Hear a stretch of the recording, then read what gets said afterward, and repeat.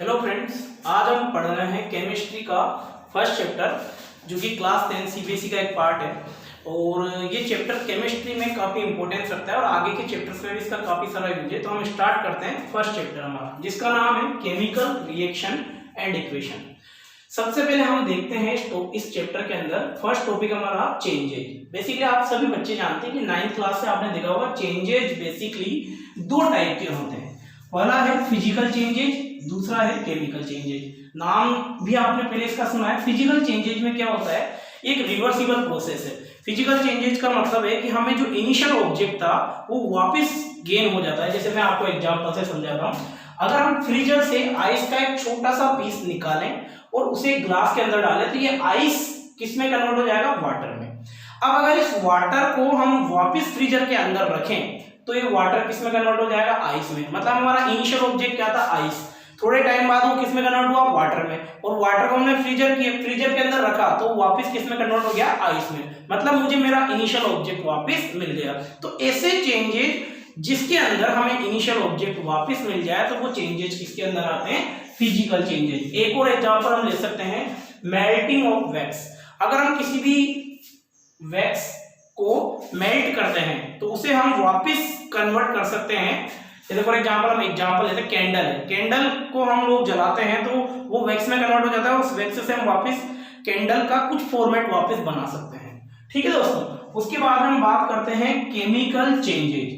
First topic समझ में आपको, फिजिकल चेंजेज जो इनिशियल कंडीशन में वापस गेन हो जाए। Second, chemical changes. Chemical changes का मतलब है कि जिसमें हमें इनिशियल ऑब्जेक्ट वापस मिले नहीं। जैसे एक पेपर का पीस मैंने लिया और उसे मैंने बर्न किया, तो बर्न करने के बाद में किस में कन्वर्ट हो जाता है, वो एश में कन्वर्ट हो जाता है। अब क्या आप उस एश से पेपर बना सकते हैं, ये पॉसिबल नहीं है। ठीक है, उसके बाद हम एक और एग्जांपल लेते हैं। हम हमारे घरों में देखते हैं कि मिल्क किस में कन्वर्ट हो जाता है, कर्ड में। क्या आप इस कर्ड से मिल्क बना सकते हैं, नहीं बना सकते। तो ऐसे चेंजेज जिसके अंदर हम इनिशियल ऑब्जेक्ट को गेन नहीं कर पाए, वो सारे चेंजेज किसके अंदर आते हैं, केमिकल चेंजेज के अंदर। ठीक है, अब इस केमिकल चेंजेस से ही क्या बनता है, केमिकल रिएक्शन। केमिकल रिएक्शन का बेसिकली हमारे चैप्टर का नाम ही क्या है, केमिकल रिएक्शन। तो हम सबसे ज्यादा इस पे ध्यान देते हैं। केमिकल रिएक्शन का मतलब है कि हमें एक ऑब्जेक्ट जिसके अंदर कुछ टाइम बाद बहुत सारे डिफरेंट चेंजेज आ जाए या उसकी प्रॉपर्टी चेंज हो जाए। जैसे कि मिल्क किस में कन्वर्ट हुआ, कर्ड में। तो मिल्क की प्रॉपर्टी अलग होती है और कर्ड की प्रॉपर्टी अलग होती है। मतलब यहाँ पे एक चेंजेज हुआ जो किसके थ्रू हुआ, केमिकली। जो किससे चेंज हुआ, केमिकली चेंज हुआ। तो इसीलिए इसका नाम क्या हो गया, केमिकल रिएक्शन। अब इसके बाद में हम लोग बात करते हैं हमारे अगले टॉपिक के ऊपर, केमिकल इक्वेशन। केमिकल इक्वेशन का मतलब ये है, जैसे कि मैं आपको एक एग्जांपल से समझाता हूं। अगर मैं सोडियम का एक छोटा सा पीस वाटर के अंदर डालूं तो वहां पे मुझे कन्वर्ट होके मिलेगा सोडियम हाइड्रोक्साइड और हाइड्रोजन गैस मुझे निकलती हुई नजर आएगी। मैंने क्या बोला, sodium react with water convert into sodium hydroxide and hydrogen gas. तो मैंने यहां पे आपको बताया कि चेंजेस हो गए। ठीक है, ये तो मैंने वर्ड्स में बोला। अब अगर मुझे इसको लिखकर रिप्रेजेंट करना है तो मैं इसे इक्वेशन में कैसे लिखूंगा, तो ऐसे लिखेंगे, सोडियम प्लस सोडियम जो कि सॉलिड है प्लस H2O वाटर जो कि लिक्विड है, ये दोनों आपस में रिएक्ट करते हैं तो क्या बनता है, sodium hydroxide plus hydrogen gas. जब भी कोई गैस निकलती है तो हम इस एरो से उसे शो करेंगे क्लास 10th के अंदर। ठीक है, तो sodium plus H2O react with sodium plus H2O convert into sodium hydroxide plus hydrogen gas. ठीक है दोस्तों, तो ये तो मेरा वर्ड्स में हो गया और ये मेरी एक इक्वेशन बन गई। इसीलिए इस टॉपिक को हमने क्या नाम दे दिया, केमिकल इक्वेशन। ठीक है दोस्तों, उसके अलावा आप लोग देखिए, हम लोगों को दो यहाँ पे वर्ड्स पे भी ध्यान देना पड़ेगा। इस एरो के लेफ्ट हैंड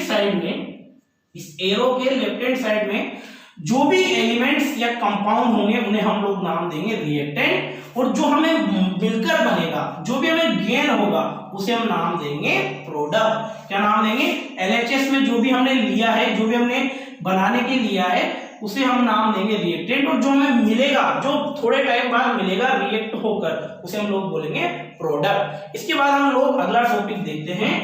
देखिए आप लोग, ठीक है दोस्तों, हम अगला टॉपिक देखते हैं हमारा इक्वेशन। इक्वेशन बेसिकली दो टाइप की होती है हमारे पास में, एक तो होती है बैलेंस इक्वेशन और दूसरी होती है अनबैलेंस इक्वेशन। अब यहाँ पर हम लोग एग्जाम में बेसिकली अभी जो लेटेस्ट टाइप से क्वेश्चंस आ रहे हैं उनमें बेसिकली क्वेश्चन 1 मार्क्स का आता है। इसके दो मेथड होते हैं, एक तो नॉर्मल मेथड जो भी आपको मैं सिखा रहा हूँ, और एक दूसरा मेथड होता है hit and trial. Hit and trial से अगर क्वेश्चन आता है तो बेसिकली वो 3 मार्क्स का आता है, और नॉर्मल अगर क्वेश्चन आ रहा है तो 1 मार्क्स का आता है, जो हम नॉर्मल नॉलेज से हमारा उसे सोल्व आउट कर लेते हैं। हिट एंड ट्रायल मेथड हम बाद में देखेंगे, पहले हम नॉर्मल मेथड देखते हैं। जैसे कि मेरे पास में मुझे यहाँ पे क्वेश्चन नंबर 1 दिया है, इसे हम लोग देखते हैं। इसमें आपको ढंग से देखना है, यहाँ पे एक तो हमारी ये वाली साइड है, रिएक्टेंट की तरफ जो साइड है उसे लेफ्ट हैंड साइड, और प्रोडक्ट की तरफ जो साइड है वो राइट हैंड साइड। आप यहाँ पे देखिए हाइड्रोजन यहाँ पे कितना है 2, और इधर भी हाइड्रोजन कितना है 2, ऑक्सीजन कितना है 2, बट इधर ऑक्सीजन कितना है 1। तो हम लोग इसे बैलेंस करेंगे, इधर हाइड्रोजन 2 है, उधर भी हाइड्रोजन 2 है, बट यहाँ पे ऑक्सीजन 2 है, इधर 1 है। तो हम यहाँ इधर क्या लगा देंगे, जो भी नंबर्स हम लगाएंगे वो हमेशा इस पूरे के कंपाउंड के आगे लगाएंगे। तो हम यहाँ 2 लगा देंगे, तो ऑक्सीजन कितना हो गया दोस्तों 2 हो गया, देखो ऑक्सीजन। और अब हाइड्रोजन बिगड़ चुका है हमारा, यहाँ पे हाइड्रोजन कितना हो गया 2 2 जा 4। तो हम हाइड्रोजन इधर ऑक्सीजन 2, इधर भी ऑक्सीजन 2, पर हाइड्रोजन इधर कितना हो गया 4, और इधर कितना है 2। तो हम लोग यहाँ पे क्या करेंगे, यहाँ पे लगा देंगे 2, तो हमारा हाइड्रोजन भी कितना हो जाएगा 4। देखो आप हाइड्रोजन देखो 2 2 जा 4, 2 2 जा 4, ऑक्सीजन 2, और इधर भी ऑक्सीजन कितना हो गया 2। तो ये इक्वेशन हमारी क्या है, बैलेंस। पर स्टार्टिंग में इक्वेशन क्या थी हमारी, अनबैलेंस। अनबैलेंस इक्वेशन को हम स्केटर इक्वेशन भी बोलते हैं। अगला क्वेश्चन हम लोग लेते हैं, कार्बन कितना है यहाँ पे 1, यहाँ पे कार्बन कितना है 1, ऑक्सीजन कितनी है 2, ऑक्सीजन कितनी है 2। तो इसका मतलब ये इक्वेशन हमारी ऑलरेडी बैलेंस है, हम इस इक्वेशन को बैलेंस नहीं करेंगे। थर्ड क्वेश्चन हम लोग देखते हैं यहाँ पे, हाइड्रोजन प्लस क्लोरीन। हाइड्रोजन किसके साथ रिएक्शन कर रहा है, क्लोरीन के साथ। तो थोड़े टाइम बाद क्या बन जाएगा, हाइड्रोक्लोरिक एसिड HCl। अब आप इसे बैलेंस करिए, पहले चेक करिए आप बैलेंस ही नहीं है। हाइड्रोजन कितना है 2, हाइड्रोजन इधर कितना है 1, क्लोरीन कितना है 2, क्लोरीन कितना है 1। तो हम लोग यहाँ पे हाइड्रोजन को बैलेंस करते हैं। सबसे पहले हाइड्रोजन कितना है 2, हाइड्रोजन कितना है 1, तो हम लोग यहाँ पे क्या लगा देंगे 2। अब चेक करते हैं हमारा हाइड्रोजन बैलेंस 1 हुआ, हाइड्रोजन 2, हाइड्रोजन 2, क्लोरीन 2 और क्लोरीन भी 2। गलती से यहाँ पे क्लोरीन भी बैलेंस हो गया। तो हमारे लेफ्ट हैंड साइड में जितने एलिमेंट्स थे उतने ही एलिमेंट्स कितने हैं राइट हैंड साइड में। ठीक है, अगला क्वेश्चन हम लोग देखते हैं, oxygen react with carbon monoxide. तो यहाँ पे हमारे पास में CO2 गैस निकल रही है। ठीक है, इसे हम बैलेंस करते हैं। ऑक्सीजन कितना है दोस्तों 2, ऑक्सीजन इधर कितना है 2, कार्बन इधर कितना है 1, इधर कितना है 1। अब आप पर एक चीज नोटिस करिए, यहाँ पे उधर तो ऑक्सीजन टोटल 2 है और इधर ऑक्सीजन 2 और 1 है। 2 और 1 कितना हो गया 3। तो जब भी ये ओड वाले नंबर्स आए तो आप कोशिश करिए कि हम ओड नंबर को इवन बनाने की कोशिश करें। देखो यहाँ ओड, यहाँ पे ठीक है दोस्तों, यहाँ पे ऑक्सीजन कितना है 2 और इधर ऑक्सीजन कितना है 2, पर यहाँ पे एक और ऑक्सीजन है, ऑक्सीजन एक और है। ठीक है ना, तो हम लोग उस ऑक्सीजन को बैलेंस करने की कोशिश करते हैं जो ओड वाली है। यहाँ ऑक्सीजन इवन वाली है, यहाँ ऑक्सीजन 1 है, तो हम लोग यहाँ क्या करेंगे 2 लगा दो आप लोग यहाँ पे। तो अब इस तरफ की टोटल ऑक्सीजन काउंट करो 2 और 2 ये रही, 2 ऑक्सीजन ये रही, 2 ऑक्सीजन ये रही, टोटल कितनी होगी 4, और इधर ऑक्सीजन कितनी है 2। तो हम ऐसा करते हैं, इधर भी 4 बनाने की कोशिश करते हैं, तो हम यहाँ 2 लगा देंगे, 2 2 जा 4, ऑक्सीजन 4, इधर 2 और 2 कितनी होगी 4।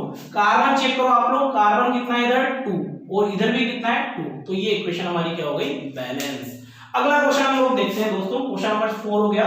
क्वेश्चन नंबर 5 देखेंगे। आप लोग देखिए यहाँ पे आयरन कितना है 1, इधर आयरन कितना है 3। तो सबसे पहले आप यहाँ पे 3 लगाइए, यहाँ पे आप क्या लगा देंगे 3 लगा देंगे। तो आयरन कितना हो गया 3, इधर आयरन कितना हो गया 3।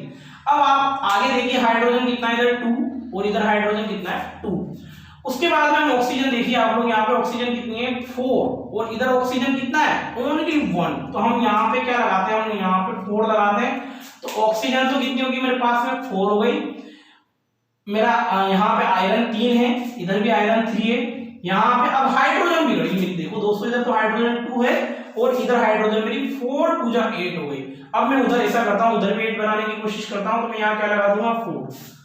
अब हम चेक करते हैं बारी बारी से, क्या सारे एलिमेंट मेरे बैलेंस हो चुके हैं। आयरन कितना है 3, आयरन कितना है 3, हाइड्रोजन कितना है 4 2 जा 8, इधर भी कितना है 4 2 जा 8। ऑक्सीजन कितना है 4, ऑक्सीजन इधर कितना है 4, मतलब ये इक्वेशन मेरी बैलेंस हो चुकी है। बेसिकली एग्जाम में नॉर्मल क्वेश्चन ही आता है, और अगर हिट एंड ट्रायल मेथड से अगर पूछा जाए तो मार्क्स 3 मार्क्स का क्वेश्चन तो हम उसे भी देखेंगे। पहले हम लोग बेसिकली मेथड से देख लेते हैं। एक और लास्ट क्वेश्चन बचा हुआ है, इधर मुझे यहाँ पे दिया हुआ है आयरन सल्फेट। आयरन कितना है यहाँ पे आप लोग देखिए, आयरन कितना है 1, इधर आयरन कितना है 2।